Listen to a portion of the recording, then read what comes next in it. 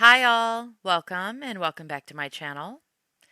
We received an important update in the case of precious 13-year-old MADELINE SOTO by the Kissimmee police today, and it was announced that a grand jury indicted Stephan Stearns, charging him with first-degree murder for MADELINE's death. I'm going to play the press conference for you, but I want to let you know that you can't really hear the questions asked by the press at the end. But it was said that even though Stephan is being charged at this time, it is still an ongoing investigation, and more charges may come. Which to me means Jen Soto, as well as anyone else involved, is not yet off the table. Here is the press conference, and thank you so very much for watching.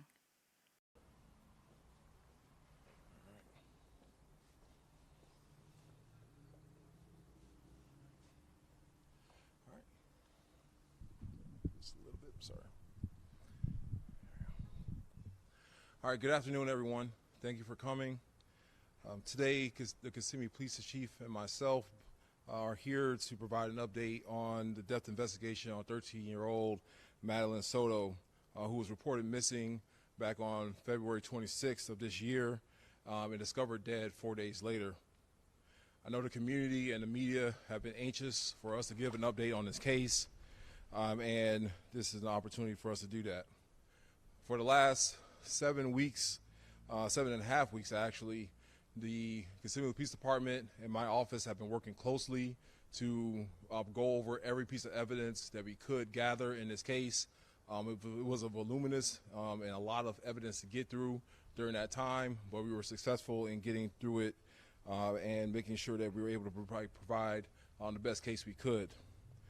Today we're announcing that Stephan Stearns has been indicted by the grand jury on first-degree murder for the killing of MADELINE SOTO.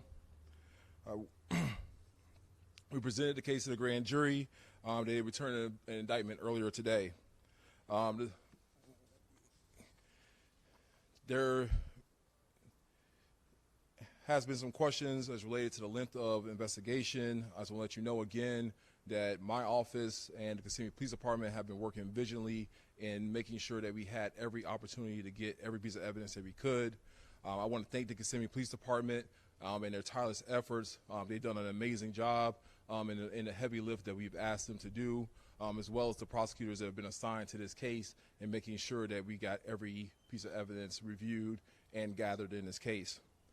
While death investigations usually take around 5 to 6 weeks or longer, we were able to get this one done relatively quickly and get the case to the front of the grand jury, like I said earlier today, to return the indictment against Mr. Stephan Stearns. The death penalty in this case, we have not decided to what decision we're going to make in that case. We're going to continue those discussions going forward, and we'll let you know again when we make that decision as to whether we're going to seek the death penalty in this case. I want to thank the grand jury for their hard work and their efforts in making sure that we're making this first step in seeking justice for MADELINE SOTO, for her family, and so this the community can have closure in this case. The defendant will appear at initial appearances, I believe probably the next day or two. Then the case will proceed down its normal path, and we'll try to keep you abreast of how the case is moving, as well as you probably ask us questions to make sure that we are providing that proper information to keep you abreast of how the case is going down the normal path of the criminal justice system. I'd like now to introduce Chief of Police Betty Holland, and for her to provide comment.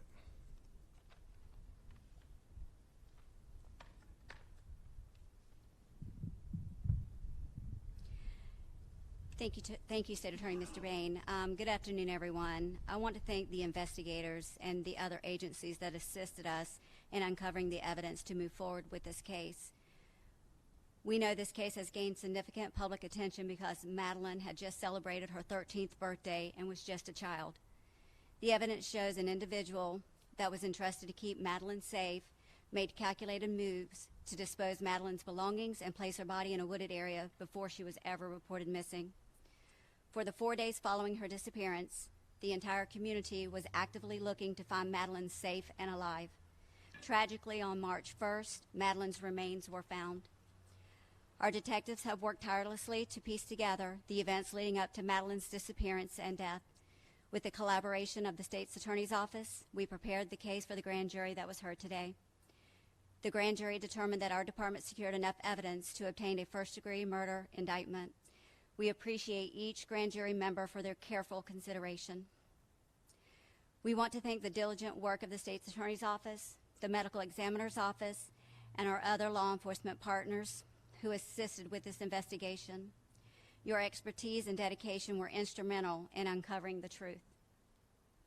The indictment signifies a crucial step forward in our quest for justice and a testament to our commitment to honoring Madeline's memory. We will now take questions.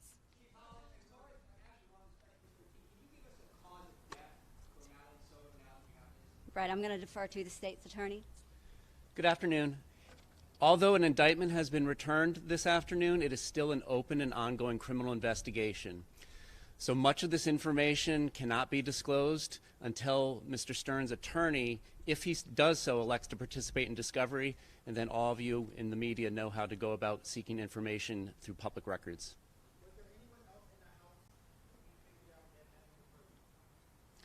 Not that we've uncovered. State attorney? Again, all questions about the facts of the case are not subject to disclosure because of public records laws at this time. Once his attorney participates in discovery, then you can make public records requests through your normal channels as you do in other cases.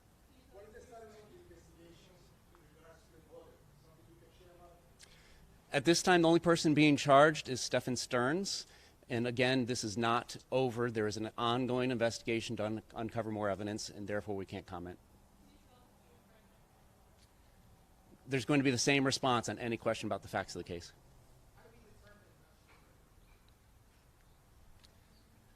Through the facts of the case.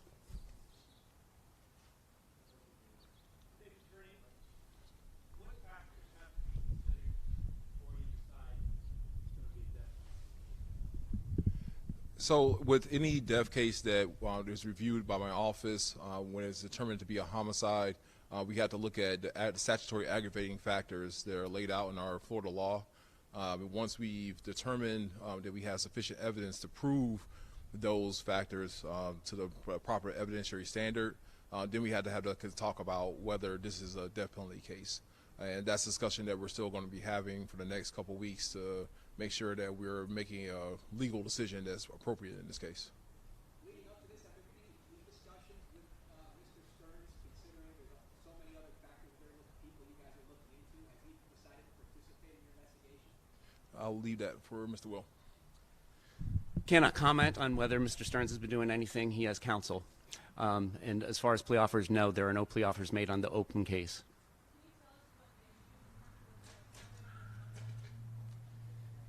You can address that question with the indictment that should be on the clerk's website if it's not already.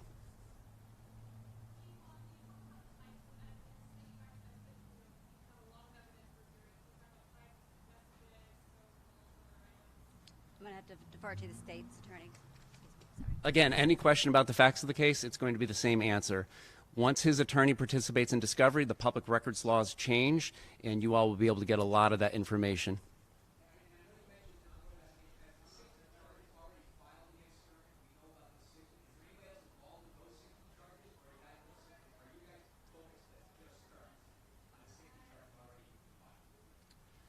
As far as the 60 counts that are already filed against Mr. Stearns, that is solely involving Mr. Stearns as a defendant. Not to those 60 charges. Oh, sorry. The family working with the investigation. It's the family working with the investigation. It's an ongoing investigation. Can't comment on who's working with us. Okay. This will be the last question. I'll let you get that in. What was it?